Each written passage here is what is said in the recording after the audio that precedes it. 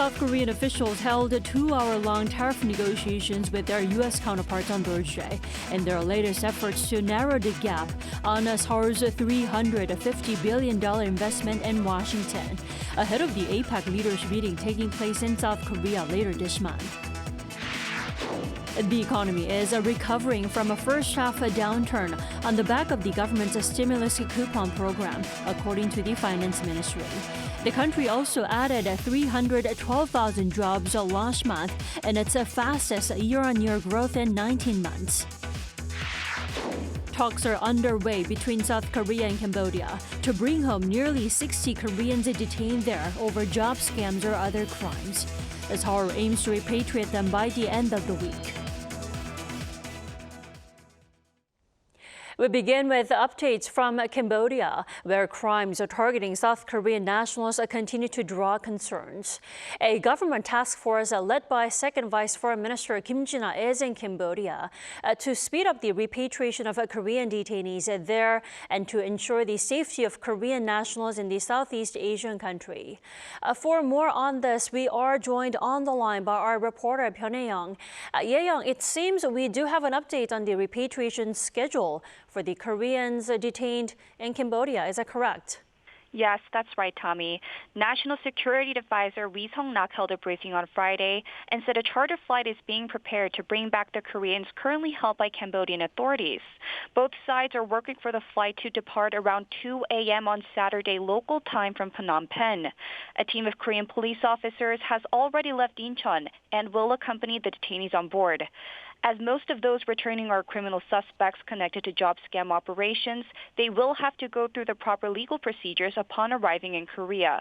We also added that the government's on-site response team in Phnom Penh will hold a separate media briefing before the charter flight departs, and that consultations with Cambodian officials have been proceeding smoothly. This development comes just a day after Cambodian Prime Minister Hun Manet expressed deep regret over the recent torture and death of a Korean college student and pledged to intensify efforts to send the Korean detainees back home.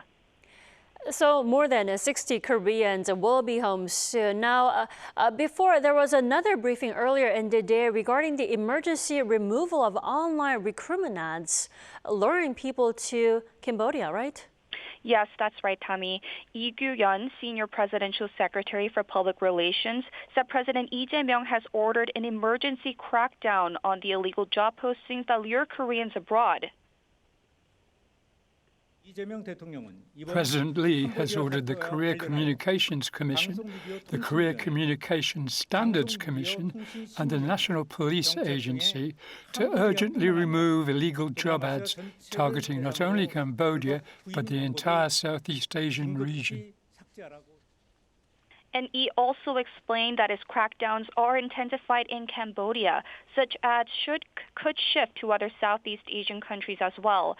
To prevent further victims, the government has launched a joint response task force and formed a consultative body that includes Naver, Kakao, and Google to begin a self-monitoring and removal system. He added that the ads are currently being deleted in real time, and accurate statistics will also be compiled going forward. Yeong, I do have to mention, it all began with a college student that was killed in Cambodia. Now, we are hearing an autopsy for that student will be conducted soon. What do we know so far? Well, the autopsy will most likely be carried out early next week to determine the exact cause and circumstances of the student's death. The autopsy will be led by a forensic pathologist from Korea's National Forensic Service. And 2 investigators from South Korea will be dispatched as early as this weekend to attend the procedure and observe the entire process alongside local officials. This comes after high-level talks between the Korean delegation and Cambodian officials who agreed to work closely on clarifying autopsy findings and prevent further crimes targeting Koreans. That's all I have for you now. So back to you, Dami. All right, Yeong, thanks for the coverage. Now, South Korea and the U.S. have wrapped up their 2-hour-long tariff negotiations to fine-tune how to finance and profit Seoul's billion-dollar investment in Washington. No details like the progress or plans for further talks are not immediately known, but South Korean officials call the Thursday's 2-hour talks sufficient. Moon Jung reports. as high-ranking South Korean government officials have entered the final phase of their talks in the United States. Their first day of negotiations concluded with Presidential Chief of Staff for Policy Kim Yong-bum saying that they've had sufficient discussions lasting 2 hours. Presidential Chief of Staff for Policy Kim Yong-bum, Industry Minister Kim Jong-kwan, and Trade Minister Yeo Han-gu met with U.S. Commerce Secretary Howard Lutnick at the Department of Commerce in Washington, D.C. on Thursday. The Industry Minister met with Lutnick again after approximately 2 weeks to continue discussions aimed at narrowing differences over the proposed $350 billion investment package. Upon their arrival, the minister and presidential chief of staff held their first official meeting with Gov't, director of the Office of Management and Budget, where they discussed measures for shipbuilding cooperation between the two countries.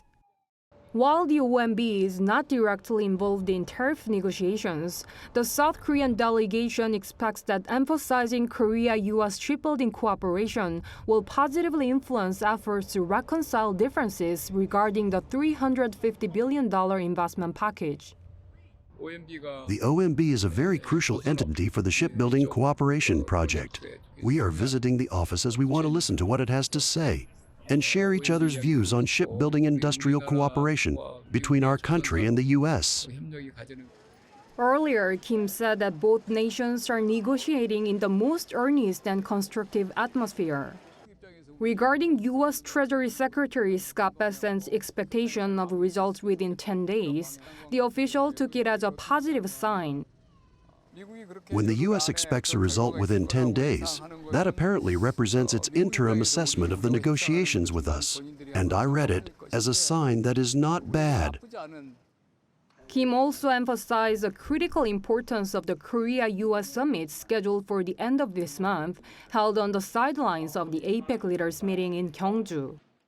Reinforcing the delegation's efforts, Finance Minister Koo Yoon-chol, who is in Washington for the IMF General Assembly, met with Bessent, acknowledging Korea's difficulty in meeting the U.S.'s $350 billion upfront investment demand. He noted that while U.S. secretaries understand Seoul's position, President Donald Trump's persuasion remains uncertain. He expressed concerns that paying the full amount upfront would undoubtedly pose a problem for Korea's foreign exchange stability. 문지영, Arirang News. The U.S. has criticized China's targeting of South Korean shipbuilder Hanwha Ocean, calling it an irresponsible attempt to undermine shipbuilding cooperation between Seoul and Washington. A State Department spokesperson said on Thursday local time that China's actions only reaffirm the importance of strengthening U.S. economic cooperation with allies and partners in the Indo-Pacific region. The comments come just days after Beijing imposed sanctions on 5 U.S.-linked subsidiaries of the Korean firm, a key player in the Make American Shipbuilding Great Again project, which is a part of Seoul's efforts to help the U.S. rebuild its shipbuilding industry. The South Korean economy is showing signs of recovery from a first-half slowdown, backed by a strong job market and a surge in September consumption. But the government's latest monthly assessment maintains a cautious tone, pointing to lingering risks both at home and abroad. Our Kim Do-yeon has more. The South Korean economy is showing signs of emerging from its first-half slowdown, but persistent risks continue to weigh on the outlook. That's the latest assessment from the Ministry of Economy and Finance in its monthly Green Book report released on Friday. The government diagnosed that key indicators like production and consumption are on a general improvement trend with the help of the recent distribution of spending coupons by the government. Improvements showed on the labor market. According to the Ministry of Data and Statistics, the economy added 312,000 jobs from a year earlier, with the service sector delivering the biggest portion of the growth, with spending on the rise. The employment rate rose by 0.4 percentage points to 63.7%. This came alongside a rebound in private spending. Forward-looking data for September shows domestic credit card spending jumped 8.5% year-on-year, the highest rate this year. Sales of domestically produced cars also hit a yearly high, surging over 18%. And online sales were exceptionally strong, climbing nearly 20%. This recent surge follows a period of weakness. The Finance Ministry reported that retail sales in August had fallen by 2.4% from the month before. And consumer sentiment in September dipped slightly, with the index falling 1.3 points to 110.1. On the trade front, headline figures appear positive. September exports rose 12.6% from the same month last year with the help of more working days. A closer look shows export to the key U.S. market fell by 1%, fueling the government's concerns over risks from international tariff policies. The government pledged to swiftly execute its supplementary budget to support domestic demand while focusing on managing these external challenges. Kim Do-yeon, Arirang News. The parliamentary audit for the Ejae administration entered its fifth day on Friday with 9 standing committees. The focus was on the proceedings surrounding the Constitutional Court and the National Police Agency. Our political correspondent An Sung-jin has the details. The fifth day of the parliamentary audit for the Yi administration on Friday centered on the Legislation and Judiciary Committee and the Security and Public Administration Committee. The audit of the Constitutional Court revolved around a push for a judicial reform that introduces a constitutional complaint system. The Democratic Party suggested that this would allow individuals to seek relief from the Constitutional Court if they deem their fundamental rights have been violated during the trial process. However, the main opposition People Power Party criticized that it would undermine the judiciary's power and added that it would create a fourth stage, which could significantly delay legal proceedings. The Constitutional Court had already submitted the need for a constitutional complaint system to the National Assembly. The intent is to strengthen the protection of rights and uphold constitutional values. Meanwhile, the main agenda for the Public Administration Committee targeted the National Police Agency for the contentious arrests of the former Korea Communications Commission chairwoman Lee Jin-suk, who had subsequently been released. The People Power Party opened fire by accusing the police of having predetermined Lee's arrest and repeatedly issuing appearance summons, pointing to how the Yeongdeung police station had issued 6 summons over August and September. However, the Democratic Party stressed that the arrest was justified due to Lee's repeated refusal to appear and further suggested that the fact that the police waited through 6 attempts was a waste of resources on political strife. The acting commissioner stated that the legitimacy of the arrest warrant had been clearly demonstrated. This was a measure taken in accordance with the law and due process. Since the case involves election law, the statute of limitations is short, and the police needed to conduct a swift investigation. While the audit is intended to ensure accountability across government agencies, intense partisan divide underscores the proceedings as a political battleground. Tensions are expected to remain high, with several key committees still to report. An Sung-jin, Arirang News.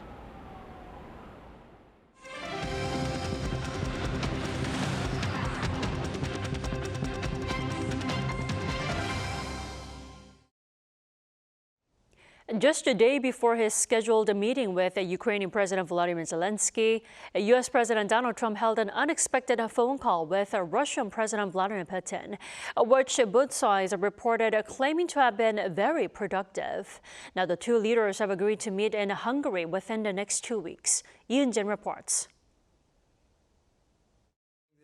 U.S. President Donald Trump and Russian President Vladimir Putin have agreed to hold a face-to-face meeting in Budapest after a 2.5-hour phone call on Thursday, which was described by both sides as very productive. President Trump also said that he expects the meeting to be held within the coming 2 weeks. The planned summit will be their second in 2 months and signals renewed diplomatic efforts between Washington and Moscow. Trump said Secretary of State Marco Rubio will head a team of senior advisors meeting Russian Foreign Minister Sergei Lavrov next week to prepare the agenda. A specific date or location has not been determined yet. Putin's aides called the exchange extremely frank and trustful, while Hungarian Prime Minister Viktor Orban hailed the planned meeting as great news for peace. The Kremlin said that it would immediately start preparing. The call between Trump and Putin came just a day before Ukrainian President Volodymyr Zelensky is due at the White House for talks on air defense and long-range missiles. Zelensky is expected to discuss potential supplies of U.S. long-range Tomahawk missiles, which would be capable of reaching Moscow from Ukraine. Zelensky expressed on social media that he hoped for the momentum of the Middle East peace deal to help end the war in Ukraine. When asked earlier in the week, Trump mentioned considering giving Ukraine Tomahawks. But after Putin saying that supplying the Tomahawks to Ukraine would endanger peace efforts, Trump has changed his answer, telling reporters that the U.S. could not deplete its own stock of the guided missiles. 이은진, Arirang News. Meanwhile, in North Korea, the regime's leader Kim Jong-un, in a message to Chinese President Xi Jinping, has vowed to strengthen North Korea-China ties. According to regime's state-run newspaper Rodong Sinmun on Friday, Kim expressed gratitude for Xi's message of congratulations for the 80th founding anniversary of Workers' Party of Korea the day before.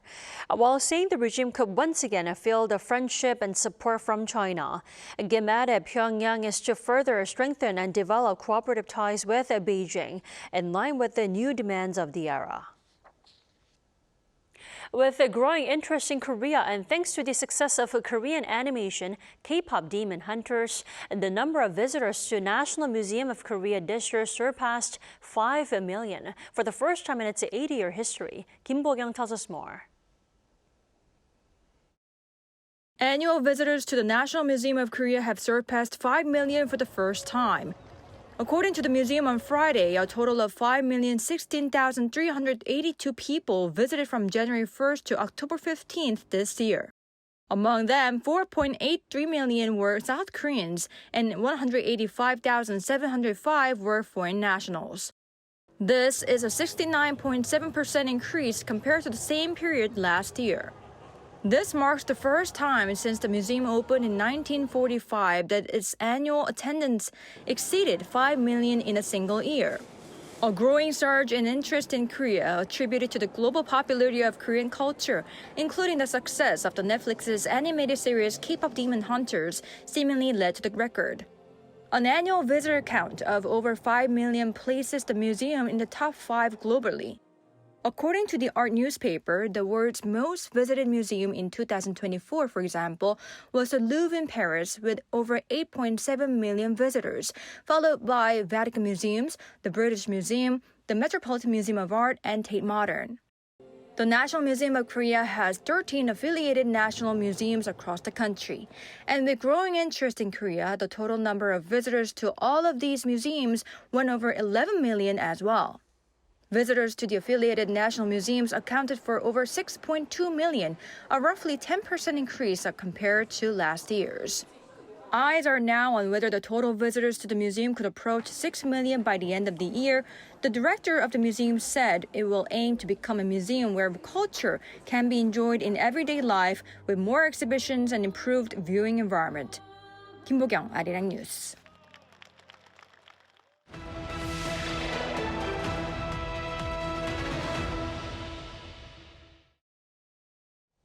A mega-hit singer-songwriter Ejae, who sang on the K-pop Demon Hunters soundtrack, has currently made her way to the country of her birth. Now, during her visit, she sat down for a one-on-one with our culture correspondent Park Gon-woo. Let's take a listen.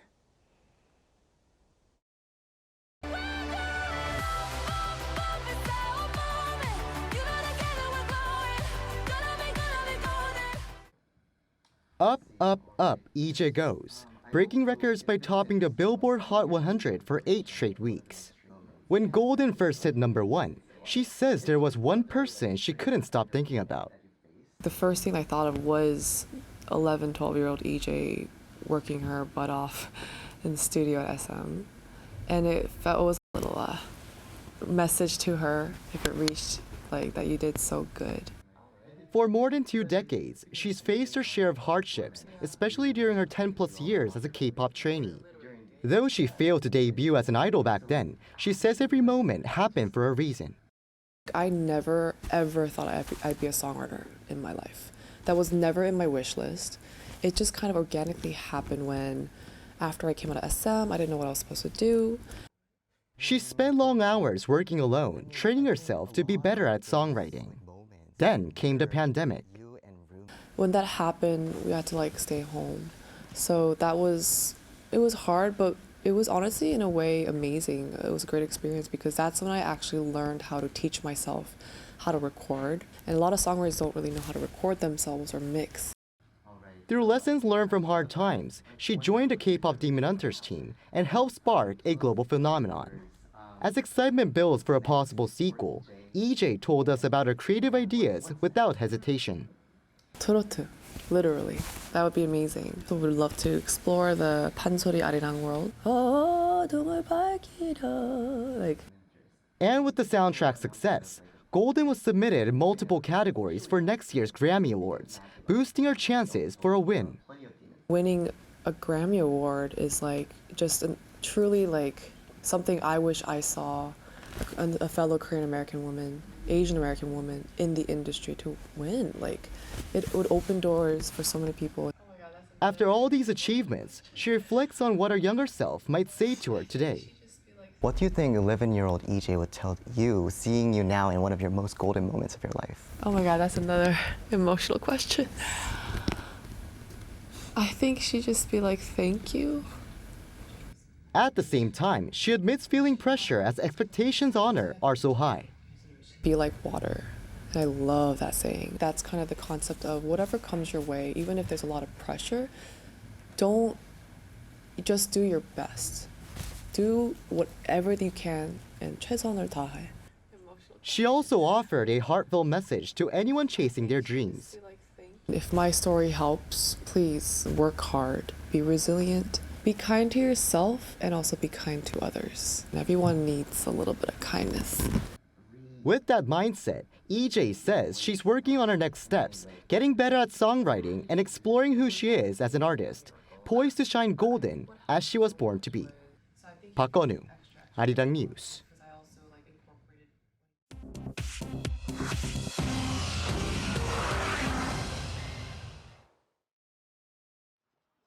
This is The World Now, bringing you the latest stories from around the globe. In the U.S., former National Security Advisor John Bolton was indicted on Thursday on 18 counts for keeping top-secret records at home and sharing classified notes with family members. Prosecutors say Iranian-linked hackers breached Bolton's email in 2021, exposing sensitive material he had shared. They allege he failed to tell the FBI that classified information had been compromised. The charges follow FBI searches of his Maryland home and Washington office for records retained from his time in government. Court documents say Bolton shared more than 1,000 pages of daily notes and intelligence on foreign adversaries, including missile launch plans and covert operations. Attorney General Pam Bondi said no one is above the law and that abuse of power endangering national security will be punished. Bolton's lawyer called the case baseless, arguing that, like many officials, Bolton kept personal diaries and said Bolton did not unlawfully share or store classified information. In Peru, at least one person was killed and dozens of police officers injured on Wednesday night as thousands of protesters clashed with security forces outside Congress in Lima.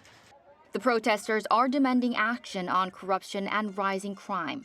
Police fired tear gas as demonstrators chanted "Everyone must go" and tried to tear down metal barriers. Officials say 32-year-old Eduardo Mauricio Ruiz died of a gunshot wound. A police officer accused of firing the shot has been suspended. Government says 89 police and 22 civilians were injured in the protests, with 11 arrests. The protests come less than a week after former President Dina Boluarte was impeached. Her replacement, President Jose Herri, expressed regret, promising an objective investigation and blaming violence on delinquents who infiltrated a peaceful protest. Uruguay has become the first country in Latin America to legalize euthanasia after senators in Montevideo on Wednesday passed the dignified death bill by 20 votes to 11. The new law allows mentally sound adults in the terminal stage of an irreversible illness to request euthanasia carried out by a healthcare professional. Supporters say the measure reflects Uruguay's long tradition of progressive laws, which includes same-sex marriage, abortion, and the legalization of marijuana. Senator Patricia Kramer said public opinion demanded the change, with polls showing 62% support nationwide. Chu Ji-hyun, Arirang News.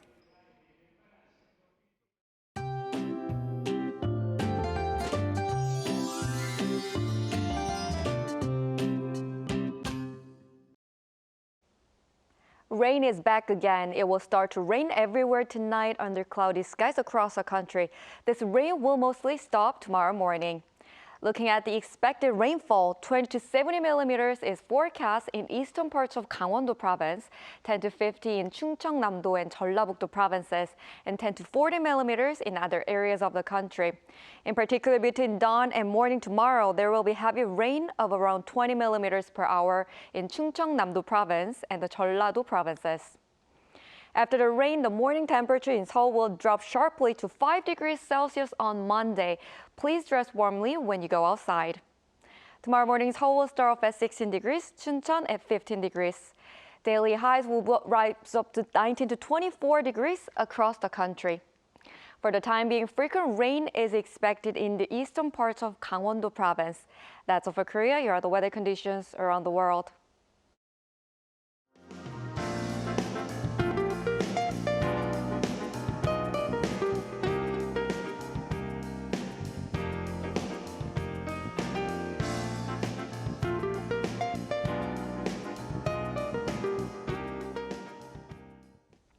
That is all we have at this hour. We'll be back later at 8 p.m. Korea time. Thanks for watching.